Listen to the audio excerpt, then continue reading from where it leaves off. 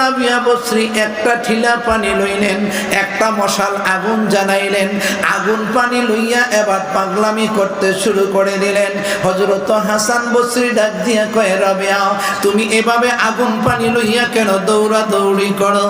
হযরত রাবিয়া বসরি ডাক দিয়া কয়, হাসান একদল মানুষ লোভে বন্দিগি করে, শুধু জান্নাতের ভয়ে, জান্নাত লাভের আশায় ইবাদত করে, বেহেশতের লোভে বন্দিগি করে। আরেকদল মানুষ জাহান্নামের ভয়ে বন্দিগি করে। আমি রাবিয়া জান্নাতের আশায় ইবাদত করি না, আবার জাহান্নামকেও ভয় পাই না। জান্নাতের মালিককে, জাহান্নামের মালিককে। আমি রাবিয়া জান্নাত এবং জাহান্নামের মালিকের বন্দেগী করি। সুবহানাল্লাহ। কিতাব সাক্ষী দেয় জান্নাতের লোভ করাও জায়েজ আছে, জাহান্নামকে ভয় করাও জায়েজ আছে।